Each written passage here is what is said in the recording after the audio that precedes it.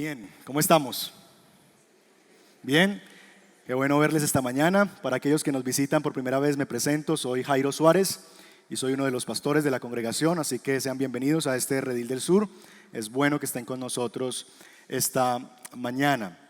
Un poco fría esta mañana, pero el calor de los hermanos y de estar juntos nos ayuda.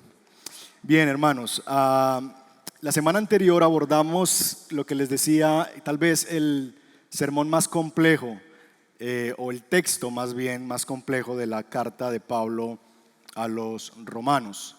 Y la complejidad está en que, aunque no es tan difícil de entender, es un asunto más bien que es difícil de aceptar.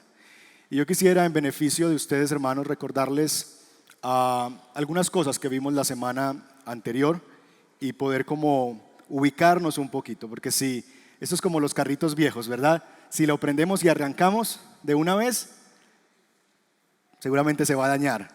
Hay que prenderlo, dejarlo calentar para que luego entonces sí podamos arrancar con todo. Así que vamos a repasar un poquito lo que tenemos. Bien, respondimos básicamente dos objeciones la semana anterior, y esto para ubicar un poquito a los que tal vez no estuvieron la semana pasada. Dos grandes preguntas. La primera de ellas ¿es Dios injusto a elegir a algunos y no a todos? Esa fue la primera pregunta que nos planteamos. Cuando la Biblia habla de la elección, gracias. Cuando la Biblia habla de la elección, podríamos llegar a acusar a Dios de injusticia, porque elige a unos, pero a otros no. Y respondimos a eso a través de tres cosas que quisiera básicamente recordar. Primero, que si fuera un asunto de justicia la elección, todos realmente mereceríamos la condenación. Si pedimos justicia, lo que terminaríamos todos nosotros es básicamente lejos de la presencia de Dios y mereciendo el castigo eterno de Dios. Así que la base para la elección no es la justicia, sino la misericordia. Y afirmamos eso la semana anterior. Otra cosa que dijimos en esta pregunta es que Dios no le debe la salvación a nadie. Y si Él no la debe, entonces Él es libre de dársela a nadie, a algunos o a todos. Porque Dios no le debe nada a nadie. Y en tercer lugar también dijimos que por su misericordia y solamente por su misericordia Dios elige a condenados justamente a la muerte para darles vida. Ustedes y yo éramos condenados a la muerte justamente por nuestros pecados, y Dios por su infinita misericordia nos eligió para darnos vida. Así que respondimos esa objeción básicamente con esos tres argumentos. La segunda pregunta que respondimos la semana pasada es la siguiente: ¿es culpa de Dios la perdición de los hombres? Si Dios es el que toma la decisión de salvar a algunos, entonces por ende, por consecuencia, Dios es el responsable de la perdición de los otros hombres. Y allí dijimos también tres realidades. Primero, que Dios ha sido paciente con aquellos que como Faraón se han envanecido y lo han rechazado. Y vimos el ejemplo: las plagas de Egipto cayeron sobre los israelitas que estaban viviendo en Egipto y sobre Faraón. Y vimos realmente que el mismo calor que derrite al hielo endurece al barro.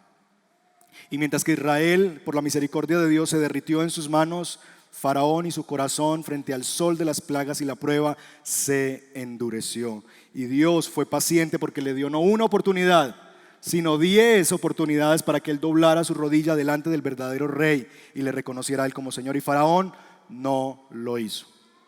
Dijimos en segundo lugar también que la causa de la condenación es que la luz vino al mundo, pero la humanidad prefirió las tinieblas de la luz. Así que está clarito, eso es un texto de la escritura del Evangelio de Juan. La causa de la condenación es una sola: la luz vino al mundo, pero el mundo prefirió las tinieblas que la luz. Así que somos responsables de nuestra condenación. Y finalmente vimos que Dios endurece a aquellos que le resisten y le prefieren lejos de su vida. Que el endurecimiento que Dios trae sobre las personas es un endurecimiento que responde a la decisión de cada uno de nosotros de decirle: Dios, prefiero sin ti, muchas gracias, no me estorbes. Y Dios dice: ok, ¿tú crees que sin mí es mejor? Adelante. Y Dios se baja del barco, y entonces ese es el endurecimiento, porque si no fuera por la presencia de Dios, hace rato nuestro corazón hubiese estado endurecido. Dios abandona su suerte a los que quieren vivir en su propia independencia.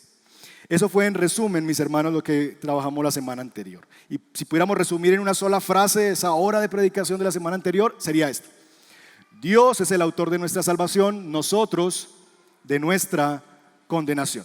¿Estamos claros? Muy bien, hoy se planteará un asunto más en nuestro profundo Romanos capítulo 9, y es la pregunta: ¿y quiénes son los objetos de esa misericordia? Y en un sentido más personal es: ¿soy yo? ¿Seré yo, maestro? ¿Soy yo objeto de la misericordia de Dios? ¿Cómo yo puedo tener seguridad, certeza de que yo soy un objeto de la misericordia de Dios? Esa será la pregunta que dominará nuestro estudio esta mañana. Y para eso les invito a abrir sus Biblias en Romanos capítulo 9. Romanos capítulo 9. Y vamos a leer desde el verso 23 hasta el verso 29. Si lo tiene, se puede poner de pie y me acompaña, por favor, en la lectura.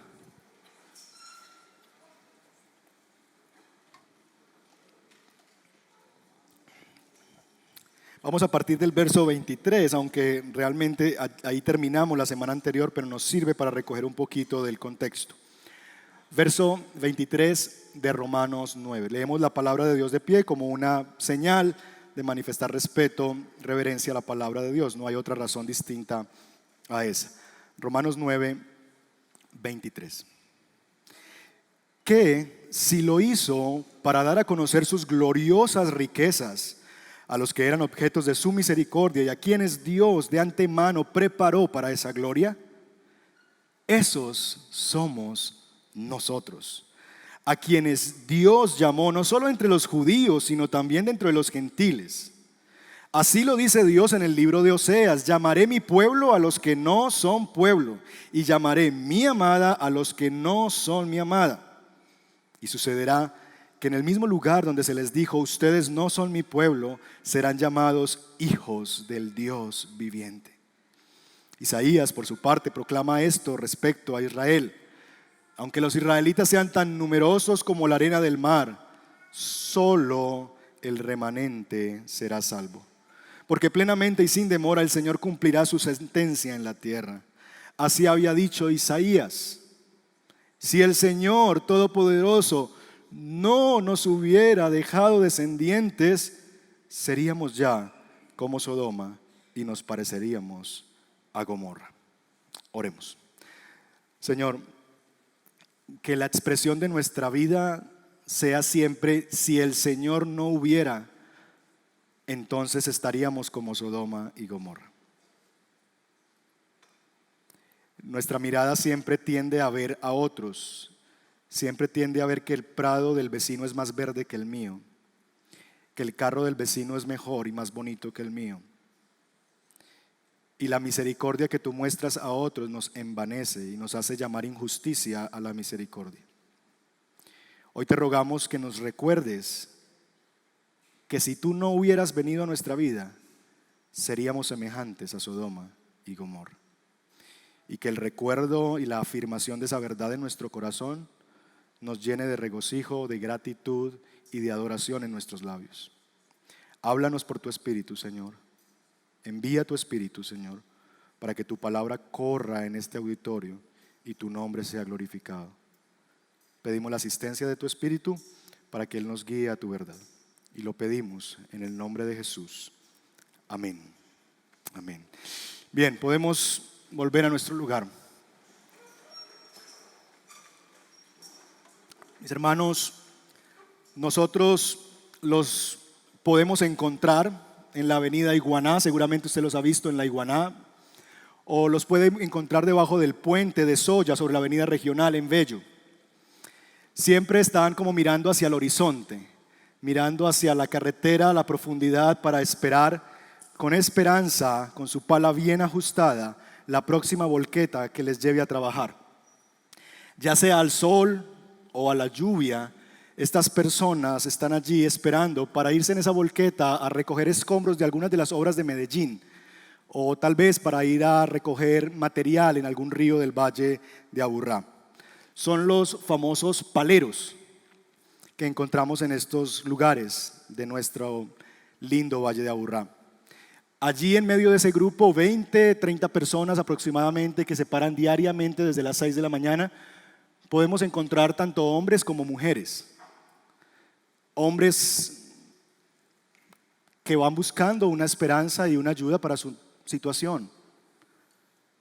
Hombres jóvenes como el mono, 30 años, cojo de nacimiento, que no ha encontrado empleo en ningún otro lugar y lo único que podría imaginarse es que podría ir a hacer esto porque ve que un amigo suyo del lado de su casa hace esto y al ver que no tiene empleo en nada más, él va y se para a 6 de la mañana diariamente en estos lugares. Mujeres como doña Carmen, una señora de avanzada edad con un alto grado de obesidad, que también allí para alimentar a sus hijos y ayudar a sus hijos y a sus nietos está en este oficio. Encontraremos hombres mayores como Chatarrita, de 62 años, que se ha ganado ese apodo porque va a las obras y no solamente va a palear, sino que busca cualquier pedazo de hierro, cosas tiradas en la basura para ir entonces y cambiar y ganar unos pesos extras. Así que, mis hermanos, es miércoles en la mañana, allí están esas personas, allí está doña Carmen, allí está Chatarrita de 62 años y allí está el mono, que como ustedes ven no es mono. Y todo el mundo se ha ido a trabajar excepto ellos tres: el viejo, la mujer y el cojo. El lunes y el martes se han ido en limpio. Nadie ha pasado por ellos. Se han ido en blanco. Este sería su tercer día sin trabajar. Y ya se imaginarán para personas en esta situación lo que significa 3 días sin trabajo. De repente ven a lo lejos que se acerca una volqueta, 11 de la mañana. Pero la volqueta solamente tiene cupo para uno. ¿A quién subirías tú? ¿Al mono, a doña Carmen o a Chatarrita? Sí, el mono es el afortunado. Porque a pesar de su cojera es joven y tiene fuerza para trabajar. Por lo menos así piensa el conductor. Acepta el trato de ir por 40,000 pesos a trabajar durante todo el día en una de las obras de Medellín a recoger escombros. Se sube con gusto despidiéndose de sus amigos, de doña Carmen y de Chatarrita, deseándoles suerte a sus compañeros. El mono, que es cojo, fue el objeto de la misericordia en esta ocasión. Pero cuando pensamos en nosotros, la pregunta que nos formulamos es: ¿y quiénes son esos objetos de la misericordia de Dios? Y básicamente el texto que hemos leído esta mañana nos lleva a pensar en 2 grandes realidades, o 3 más bien grandes realidades, o descripciones de quiénes son esos ante los que Dios muestra su misericordia. Así que, en primer lugar, lo que Pablo nos dice en el verso 23 es que verso 24, esos somos nosotros, a quienes Dios llamó no solo de entre los judíos, sino también dentro de los gentiles. El versículo 23 ha mencionado previamente que Dios, y que si Dios, queriendo mostrar su misericordia y su gran bondad, derramó su misericordia a quienes de antemano preparó para esa gloria. Así que Pablo, dejando esa realidad, anticipa la pregunta: ¿y quiénes son esos delante de los cuales Dios ha derramado su favor y su misericordia? Y Pablo inmediatamente en el verso 24 nos dice: esos somos nosotros. Y dijimos que ese nosotros en primer término es una referencia al Israel étnico. ¿Recuerdan? Que Dios les mostró en las plagas de Egipto su bondad. Que a esos que se refiere el verso 23 es al Israel que estaba cautivo en Egipto, y que cuando Dios derramó las plagas, ese mismo pueblo halló gracia a los ojos de Dios y fueron salvos de la muerte de los primogénitos y sacados de Egipto hacia el desierto, y luego dividió el Mar Rojo y los llevó a la tierra prometida. ¿Lo recuerdan? Pero no solamente eso, sino que también Pablo está diciendo: ahora no solamente es ese Israel, sino que ahora somos también nosotros. No solamente el Israel étnico vio la gloriosa misericordia de Dios, sino que también ahora ha sido extendida hacia nosotros. Y la pregunta entonces del millón es: ¿y quiénes somos nosotros? Porque tenemos un dicho popular en Colombia que nosotros me suena a paseo, ¿verdad? nosotros. Tengo un amigo aquí en la iglesia que cuando hay que cargar cosas, necesitamos 2 hombres. Y hay 3 ahí, él se queda siempre, vamos todos. Y los otros 2 cargamos y él, sí, vamos juntos. Cuando decimos nosotros, eso parece paseo. Se narra una vez que unos misioneros estaban en Guatemala. Una de las cosas más complejas en la evangelización de las tribus indígenas es el idioma, es una de las barreras más difíciles. Y hay idiomas muy complicados, muy complicados. El Ticuna, que fue una tribu que nosotros visitamos por 3 años, es una de esas tribus donde el idioma es una barrera y llevan trabajando años y años tratando de traducir la Biblia a ese idioma. Porque es muy complejo, porque ellos no son alfabetizados, solamente hablan el idioma, es una cultura oral. Y bueno, se cuenta que estos misioneros llevaban un tiempo trabajando allí, él adquirió esa capacidad como de aprender las palabras y hablar y empezó su trabajo de evangelización, pero se tuvo que apoyar de una persona local allí en Guatemala que podía hablar tanto el español como el idioma de esa tribu. Y empezó a hablar y el hombre hablaba y nosotros somos pecadores, nosotros estamos bajo la ira de Dios, nosotros somos culpables de la condenación. Y él veía que la tribu completa asentía con su cabeza con gran gozo. Y todo el mundo decía sí, y él sorprendido por esta realidad dijo, mi mensaje fue un éxito, ¿verdad? La gente fue conmovida de pecado, fue convencida de pecado. Se cuenta que meses más tarde estaba sentado él hablando con otro misionero que iba a una tribu similar, a otra comunidad que hablaban la misma lengua y le contó esa historia. Y para su sorpresa se dio cuenta que en esa tribu hay 2 palabras que se pueden traducir como nosotros. La primera es todos los presentes. Cuando decimos nosotros en esa palabra es todos los presentes. La otra es nosotros los que venimos de afuera. Es una palabra usada para los extranjeros que les visitaban. Y esa era la que estaba usando el misionero. Así que me imagino allí a los indígenas diciendo, sí, nosotros sabemos que ustedes los blancos son los malos. Ustedes los blancos son los pecadores. Bueno, para que no nos pase lo mismo a nosotros, tenemos que definir quiénes somos nosotros, ¿verdad? ¿Quiénes somos nosotros? Pablo dice en el verso 24,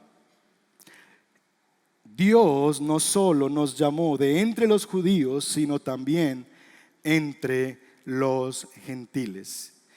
Así que en primer lugar ese nosotros está definido por el llamado de Dios.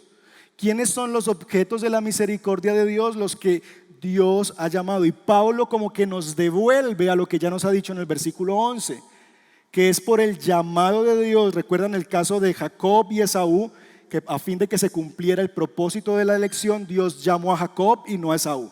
Como que nos devuelve esa idea para enfatizar y recordar que nosotros somos objetos de misericordia porque Él nos eligió por medio de su llamado. Así que, ¿soy yo parte de nosotros? Es la pregunta. ¿Es usted parte de ese nosotros? La pregunta más bien debería ser, ¿has sido tú llamado por Dios? ¿He sido yo llamado por Dios? Y si queremos ir un paso más allá, ¿he venido yo a Dios? Porque si Dios te ha llamado y tú has atendido a su llamado, eso quiere decir que tú eres parte de nosotros. Si cuando escuchaste la voz de Dios llamándote a venir a Él, trayéndote convicción de pecado, de que tú eres ese hombre y esa mujer condenado, perdido, sin Cristo, sin esperanza, que necesitabas a Dios en tu corazón, y tú sentiste convicción en lo profundo de tu alma y dijiste, sí, ese hombre soy yo, ese predicador está hablando de mí, ese hombre está hablando de mí, soy yo esa persona. Si tú has escuchado el llamado de Dios y has venido delante de Él, eso, mis hermanos, es muestra de que tú eres nosotros. Y debemos recordar, queridos hermanos, que nosotros no buscamos a Dios, sino que Dios nos buscó a nosotros. Él es el que nos llamó y nosotros por su misericordia respondimos. ¿Te acuerdas cómo era tu vida antes de Cristo y en qué andabas? ¿Cómo fue que Dios despertó tu corazón hacia Él? Porque si te hubieran preguntado un año antes de ese evento que si tú ibas a ser cristiano, ibas a estar en una iglesia un domingo levantando tus manos, llorando, sentado 1 hora escuchando un sermón, tú dirías, yo estás loco. Pero no fue así, sino que al año esa presencia de Dios vino a tu vida y Dios como que te empezó a hacer la perseguidora. Y tú empezaste a ver que todo el mundo a tu alrededor te hablaba de Dios. Ibas en un bus y veías un cartel, ibas en el metro y resultaba alguien leyendo un libro cristiano, Dios existe, etc. Y tu esposa se convirtió, tu novio se convirtió y tú dices, pero ¿qué es esto? ¿Verdad? Empezaron a venir crisis a tu vida y que tú decías, ¿qué me está pasando? Y todas esas cosas obraron para que Dios te estuviera llamando y sacudiendo y diciendo, yo te estoy llamando, ven a mí. Así que esa es la realidad, mis hermanos. Dios nos ha llamado, nosotros por su misericordia hemos respondido. Así que nuestra respuesta a su llamado confirma que somos objeto de su misericordia. ¿Quieres tener certeza de si tú eres parte del pueblo de Dios? Si tú has sido elegido como parte del objeto de misericordia de Dios. Mi pregunta para ti es, ¿has respondido al llamado de Dios o lo has resistido? Si lo has respondido, entonces eso es prueba suficiente de que tú has sido objeto de su misericordia. Pero Pablo dice algo más acerca de nosotros y entonces nos lleva a nuestro segundo punto.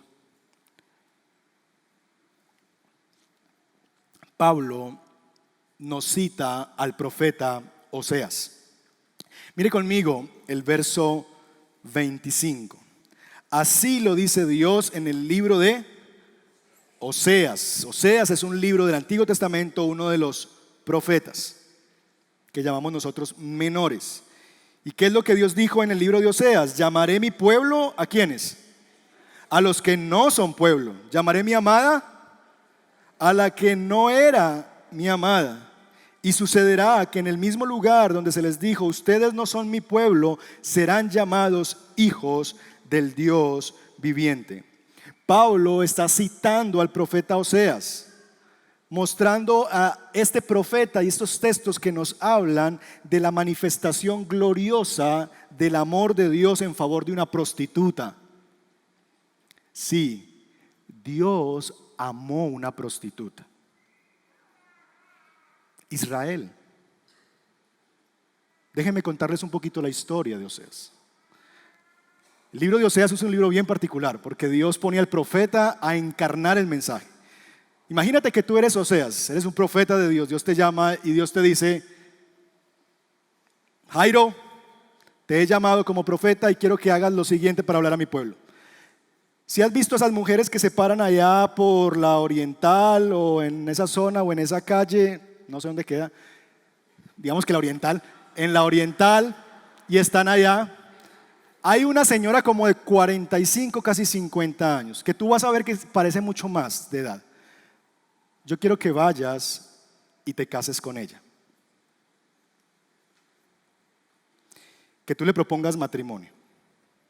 Y tú dices, pero yo soy un joven prometedor, ¿verdad? Soy el soltero más cotizado de la iglesia. Así que Señor, no, ¿yo cómo voy a hacer eso? Hay cientos de mujeres detrás de mí. Y Dios le dice, no, ve y cásate con ella y además de eso, quiero que tengas hijos con ella. Ahora bien, no le vas a poner condiciones, simplemente la vas a amar. Oseas va y se casa con la prostituta. ¿Recuerdan el nombre de esa prostituta? Gomer. Se casan, Gomer. Se casan y tienen hijos. Tienen 3 hijos. Y los 3 hijos, Dios les dice que le pongan nombre. Uno de esos es Lo-Ruama, la otra es Lo-Am, y bueno, son nombres hebreos, pero básicamente con significados. Una se llama No Amada, el otro se llama No Pueblo Mío, para darle 2 de esos nombres. Y Dios le dice, vas a casarte con ella, vas a tener hijos y le vas a amar. Tú estás casado con esa mujer, le has dado todo lo que necesita, has provisto para ella todo lo que necesita y te das cuenta que a la semana la vuelves a encontrar en la misma esquina, con la misma ropa, buscando hombres. Y eso no pasa solamente una semana, sino que tú vuelves y la traes, le das tu amor, le das tu compasión, la bañas, la purificas, la limpias, estás con ella, le muestras cuánto le amas, le das las llaves de la casa, le das su mesada, todo. Y a los 15 días vuelves y la encuentras en la esquina. Dios le dice al profeta que haga esto porque esa es la historia de Israel. Dios le dice, eso que tú estás viviendo es lo que yo vivo con mi pueblo. Porque mi pueblo es así conmigo. Yo a mi pueblo lo saqué de una tierra extraña, extranjera. No eran una nación, era un pueblo nómada, despreciado por el mundo, tierra de esclavos. No sabían ni coger una espada porque lo único que sabían hacer era ladrillos para pegarlos en las pirámides. Y les di un territorio en el cual no tuvieron que empuñar espada, les enseñé, gritando conquistaron la ciudad más importante de ese territorio, Jericó, y las murallas cayeron. Todo eso lo hice a favor de ese pueblo, le di el mejor territorio, expulsé a otras naciones por amor a ellos, se las entregué de pura gracia. Pero apenas yo hice todo eso, el pueblo se iba tras sus dioses y adoraba a sus otros dioses, a Baal, a Acera y a todos los demás. Israel es infiel. Israel me ha abandonado. ¿Cómo voy a llamar yo mi pueblo a estos que hacen estas cosas? Y Dios entonces en el profeta Oseas envía juicio y promete juicio y les dice, yo ya no los llamaré mi pueblo, sino que ahora serán no mi pueblo. Ya no serán amadas, sino no amada. Pero ustedes siguen leyendo y se encuentran que en el capítulo 3 de Oseas Dios como que da un reversazo a esa realidad y Dios dice, ¿cómo no he de amar a mi pueblo y mostrar su misericordia? Entonces nos dice esta cita que estamos leyendo aquí. Dios dice nuevamente, entonces llamaré mi pueblo a los que no son mi pueblo, a esa prostituta. Llamaré mi amada a la que no es mi amada. Y sucederá que en el mismo día, en el mismo lugar donde se les dijo, ustedes no son mi pueblo, ahí en la tierra de Israel, volverán a ser llamados hijos del Dios viviente. Lo que Dios está diciendo es trayendo esperanza. Sí, Israel tiene que ser juzgado, sí van a ir al exilio, pero llegará el día en que ese pueblo que volvió a no ser pueblo porque se lo llevaron cautivos, ese pueblo que Dios le dio la espalda por un momento, por 70 años y se fue a Babilonia, llegará el día en que volverán a la tierra y en el mismo lugar donde yo les envié juicio y les dije que no serían pueblo y que no serían amados, en ese mismo lugar serán llamados pueblo, serán llamados mi amada. Mis hermanos, y Pablo trae esa historia para referirse a ti y a mí, porque la prostituta eres tú, soy yo. Somos esos que no éramos pueblo, que no éramos amados, pero es a esos a los que Dios atrae hacia sí. Mire cómo lo expresa Donald Carson, dice lo siguiente: ser objeto de la misericordia de Dios es ser una ramera, y ramera no es la señora que vende ramas en Semana Santa, es una ramera abrazada y restaurada por el amor de Dios. Dios amó a una prostituta. Qué belleza, ¿no? Dios amó a una prostituta. Ser objeto de la misericordia de Dios es ser una prostituta abrazada y restaurada por el amor de Dios. Tim Keller, otro autor, dice que cuando Pablo está citando Oseas, Dios le está diciendo a los judíos que están allí escuchando ese mensaje, que leen su carta, les está diciendo, ¿ustedes de qué se sorprenden? Es decir, porque los israelitas estaban escandalizados. ¿Cómo así que Dios va a mostrarle gracia a los gentiles? Misericordia a ellos. ¿Cómo que otros van a ser amados por Dios? Si nosotros somos el pueblo elegido por Dios, si nosotros somos la nación de la promesa. Y Keller, casi que leyendo entre líneas a Pablo, dice, ajá, ¿y ustedes qué creen entonces? ¿Verdad? ¿Ustedes de qué se sorprende? Ustedes saben que Dios siempre bendice a los que no se merecen, ni lo hubieran podido predecir. Como recordándoles, es que se están olvidando de su historia, Israel. ¿Ustedes creen que solamente Dios está mostrando misericordia a ellos? ¿No se acuerdan que con ustedes fue lo mismo? ¿De qué se sorprenden cuando Dios muestra su misericordia a otros?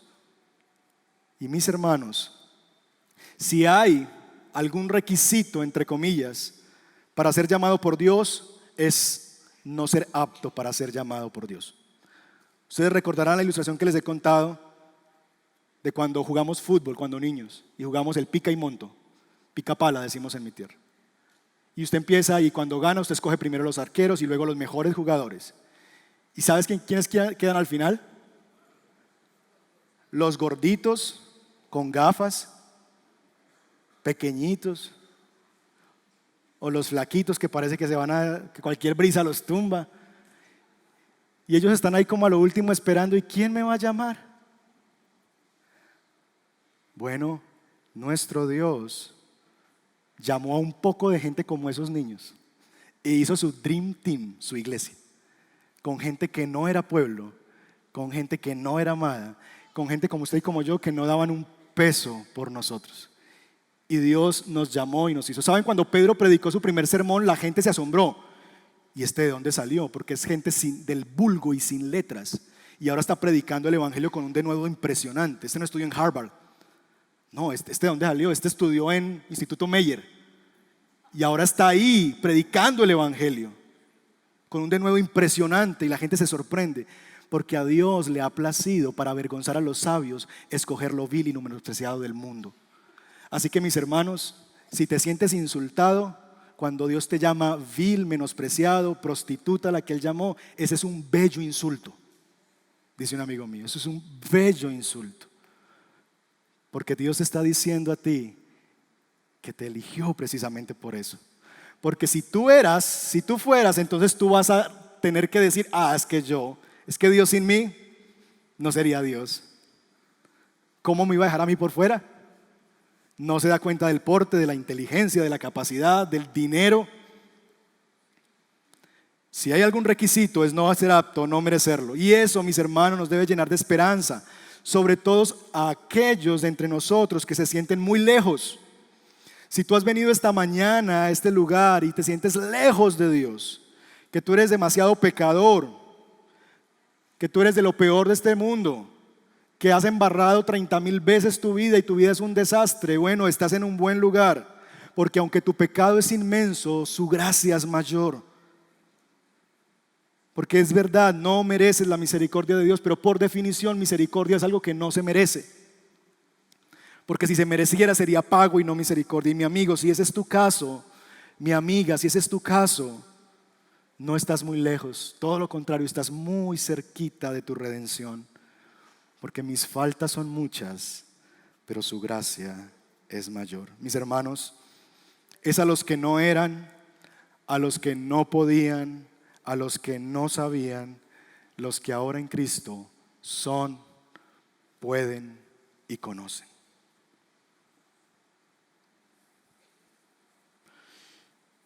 Es a esos que son los objetos de su misericordia. Ahora bien, tú puedes estar ahí sentado diciendo, pero pastor, yo no fui así, yo no fui tan malo.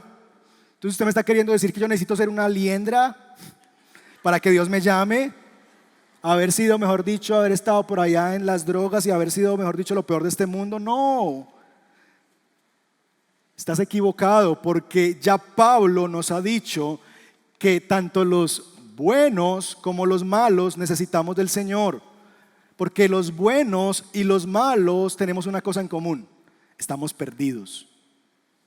Los malos, por su conducta inmoral, por su decisión firme de darle la espalda a Dios y vivir en contra de los principios de Dios. Y los buenos, porque se han creado a ellos mismos su propio Dios, su autoconfianza, y por su autoconfianza, que está basada en su moral y en su religiosidad, han rechazado, han reemplazado la gracia de Dios.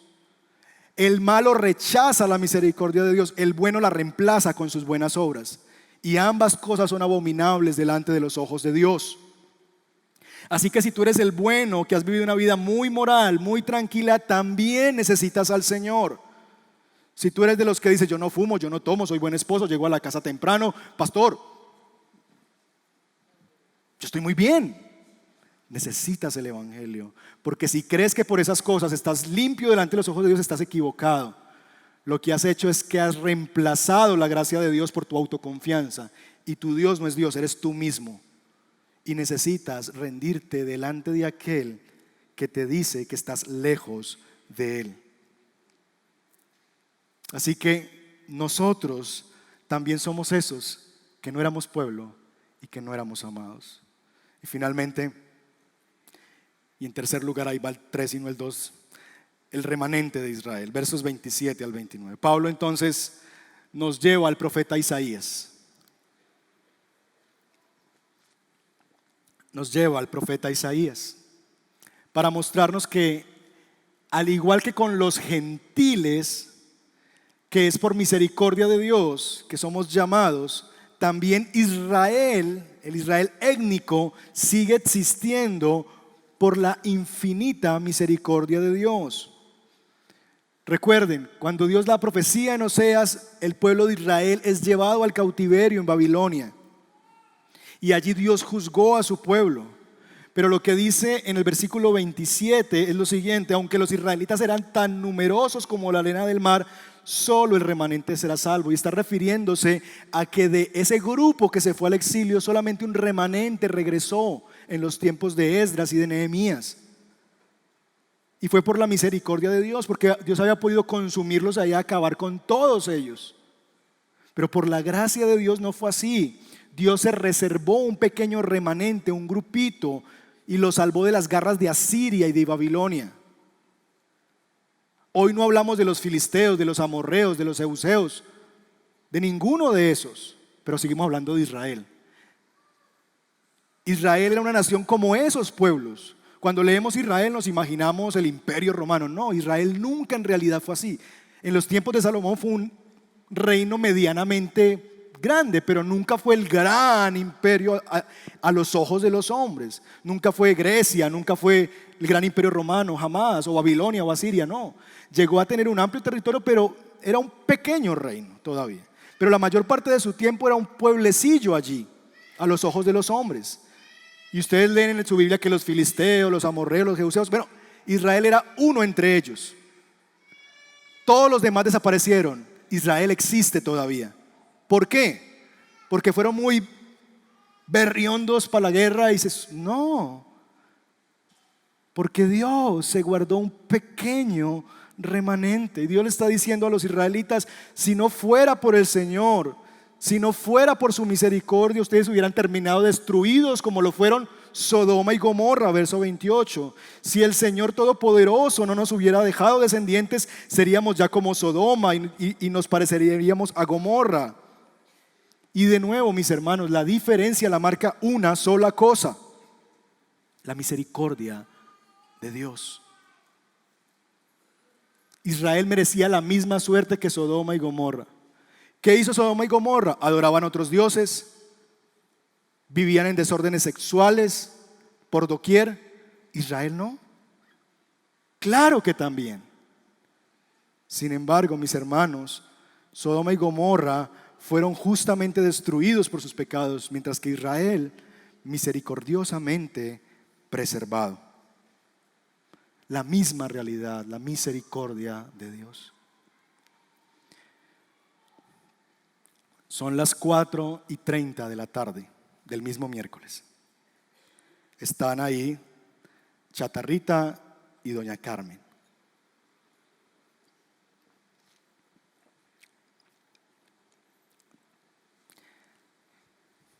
No saben a dónde ir, no saben qué hacer.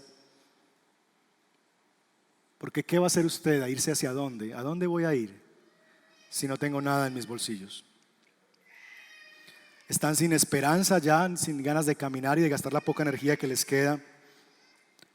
Cuando de repente ven que una volqueta se acerca a lo lejos, esta vez ni se paran, se sientan, porque son las 4:30 de la tarde. El conductor se asoma y asoma su cabeza por la ventana y le dicen: Chatarrita, doña Carmen, ¿quieren trabajar? Ellos como que se sorprenden y dicen, miran como su reloj y dicen: ¿ahora? Sí, ahora. Se levantan con su rostro lleno, con una sonrisa enorme, y se montan a la volqueta agradeciendo al patrón. Gracias, patrón. Llegan a la obra, saludan allí al mono que ha estado trabajando todo el día y trabajan de 5 a 6 de la tarde y a las 6 terminan su jornada. Trabajan 1 hora y llega el momento esperado, el pago diario.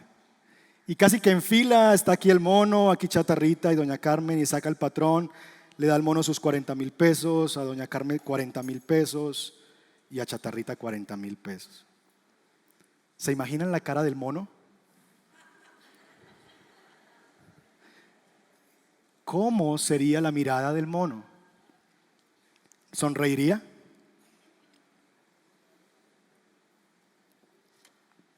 ¿Estaría contento? ¿Estaría sorprendido de ver la bondad de su patrón? ¿O estaría en su alma diciendo qué injusticia? Mis hermanos, Israel pensaba igual. Es injusto que ahora los gentiles, que nunca fueron pueblo, que le dieron la espalda a Dios, que adoraron a otros dioses y que fueron tan paganos y tan perdidos, ahora ellos sean objetos de la misericordia de Dios. Así que Pablo trae al profeta Isaías y les dice: ¿perdón? ¿Perdón, Israel? Esa es tu propia historia. Y mis hermanos, esto no es solamente para Israel, porque nosotros pensamos que Dios ha sido muy misericordioso con otros y no tanto con nosotros. ¿Y cómo es posible que Dios bendiga tanto a esa persona y yo cómo estoy? ¿Y cómo es posible que ese hombre, con todo el mal que hizo y ahora se convirtió al Señor y ya, yo debo perdonarlo, pastor?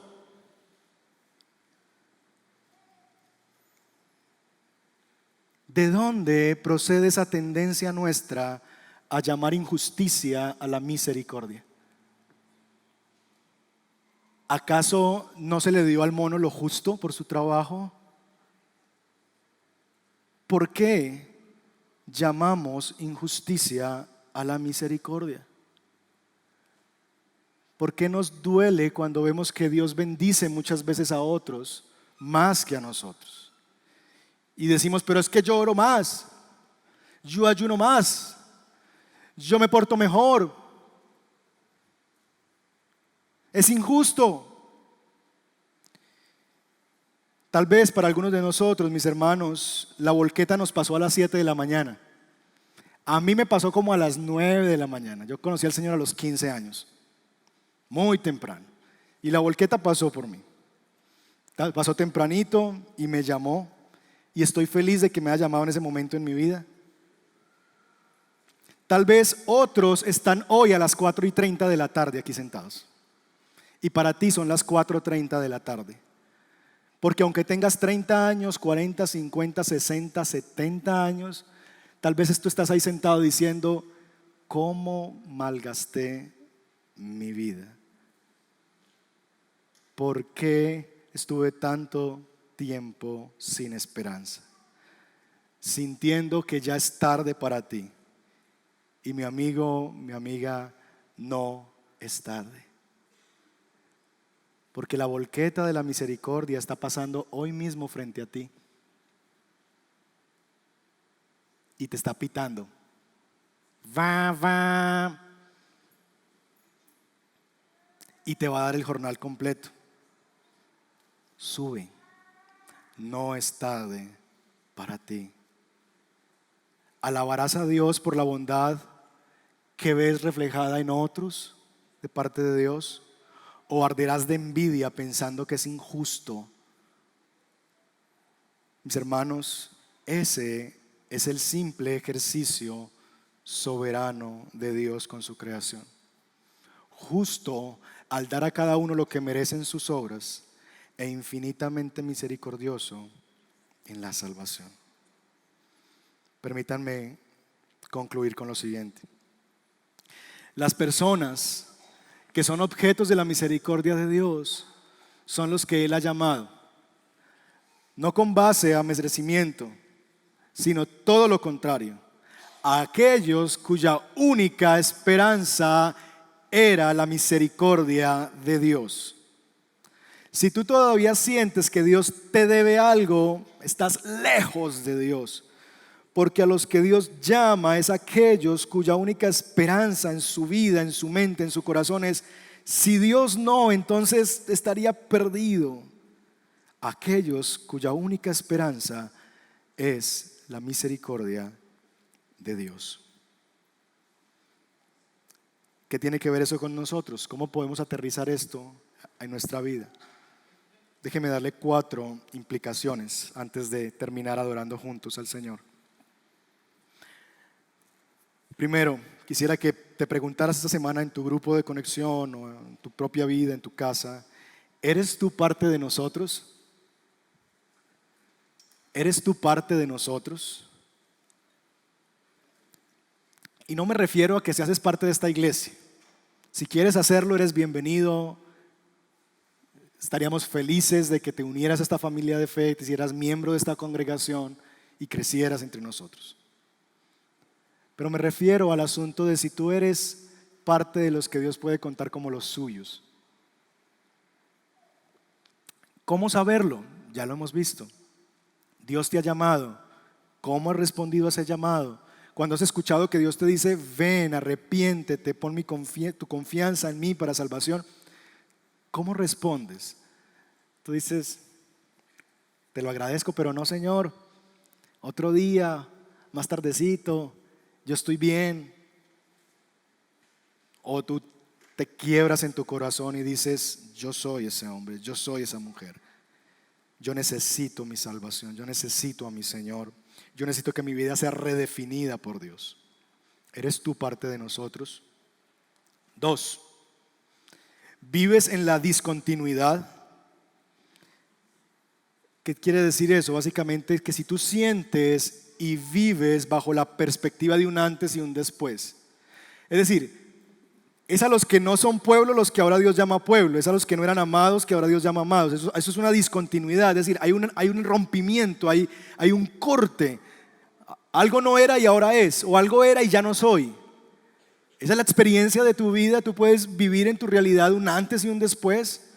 Puedes ver en tu propia realidad eso, que mi vida está marcada por antes de y después de Cristo. Tienes en tu vida esa cuenta regresiva, año 14 antes de Cristo, año 20 después de Cristo. ¿Es evidente para otros ese asunto en tu vida? ¿O simplemente es una realidad como que, no, la verdad yo sigo siendo lo mismo? Porque el Evangelio, si ha llegado a tu alma, sí debe marcar un corte. Haya sido tú bueno y moralmente tranquilo o no, pero en tu forma de pensar, en tu forma de concebir a Dios, en tu forma de ver la vida, en tu forma de interpretar la realidad, en tu forma de vivir como esposo, esposa, padre, madre, hijo, hija, hombre y mujer de sociedad, eso debe transformar tu visión del mundo. Hay una discontinuidad en tu vida, hay un antes y un después. Y finalmente quiero quedarnos en estas 2 cosas. Mis hermanos, todos nosotros tenemos Sodomas y Gomorras delante de nosotros. Yo, por la gracia de Dios, voy a tener la posibilidad de ir la otra semana a Ibagué a predicar, a enseñar a una iglesia. Y esa es mi tierra de origen, la ciudad donde yo me crié. Y cada vez que yo voy, por alguna razón del Señor, Dios pone delante de mí personas que estudiaron conmigo, que se criaron en el barrio conmigo, y yo les veo, y veo sus vidas, y veo su estado, y veo lo perdidos que están, con hijos regados, hogares destruidos.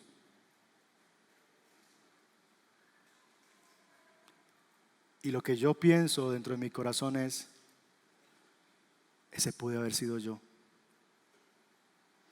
Tenía total perfil para eso. Tal vez Dios no te lo ha puesto lejos de ti, sino en tu propia familia. Y tú ves a tu hermano, a tu hermana, a tus primos, y los ves tan destruidos, tan lejos de Dios, quebrados, quebrantados, sin esperanza, y tú dices, ese pude haber sido yo. ¿Quién es tu Sodoma y tu Gomorra? ¿Quién es esa ilustración que Dios pone delante de ti para mostrarte, si no hubiera sido por mí, mira lo que hubieras terminado siendo? Porque no fue que tú fuiste más juicioso y tú no te saliste de la universidad y ellos sí. Si no te saliste, misericordia y gracia de Dios que te sostuvo allí. ¿Quién es tu Sodoma y tu Gomorra? Que Dios pone como un espejo delante de ti para que veas cuánta bondad, cuánta misericordia, que se convierten en recordatorios de ese sería yo si no fuera porque Dios vino a mí y me salvó y me atrajo hacia Él con cuerdas de amor, y yo que no era pueblo ahora me llamó pueblo, y yo que no era amado ahora me llama amado. La próxima vez que veas ese Sodoma y ese Gomorra, alaba a Dios, ora por él, ora por ella, porque no están tan lejos de Dios. Se pueden acercar a Dios, pueden venir al Señor. El tiempo de la misericordia no se ha acabado. Pero por otro lado, alaba a Dios. O tú los ves y sales como orgulloso, como cuando teníamos ese tío que llegaba a Estados Unidos. ¿Recuerdan esa experiencia? El tío gringo que llegaba al barrio y llegaba. Llegas así sintiendo que ahora eres de mejor estrato, mejor familia, porque tú y ellos no. En absoluto. Dobla tus rodillas y cuando veas un Sodoma y un Gomorra por ahí, adora a Dios y recuerda, ese sería yo si no fuera porque Dios. Y finalmente, no solamente Dios pone Sodomas y Gomorras, Dios nos pone gentiles delante de nosotros. Gente ante la cual el favor de Dios es innegable y que llegaron a las 4:30 de la tarde.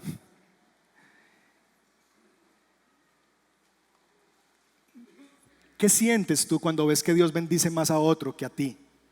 Que Dios da mayor gracia a alguien más que a ti. ¿Te quejas por la injusticia de Dios? Muchas mujeres viven eso en su propio matrimonio. Es injusto todo lo que Él me hizo y ahora se convirtió. Y sí, pastor, es diferente. Pero ¿por qué tengo yo que perdonarlo?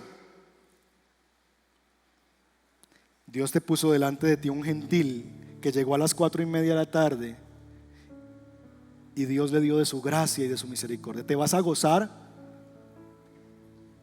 o vas a creer que es injusticia esa misericordia? ¿Acaso Dios no te ha guardado a ti? ¿Acaso Dios no te ha bendecido a ti? ¿Acaso Dios no te ha protegido a ti? ¿Acaso Dios no te ha sostenido a ti? Nunca somos ni la cabeza ni la cola de nada. Tú no eres la persona más rica de este mundo ni la más pobre. Tú no eres el hombre más guapo ni el más feo de este mundo. Tú no eres la mujer con el mejor salario o con el peor salario. Siempre estamos en la mitad. Siempre hay gentiles por encima y sodomas y gomorras por debajo. ¿Cómo vamos a vivir entre esa realidad? Quisiera invitarles que mientras meditamos en lo que escuchamos, preparemos nuestro corazón y terminemos adorando al Señor.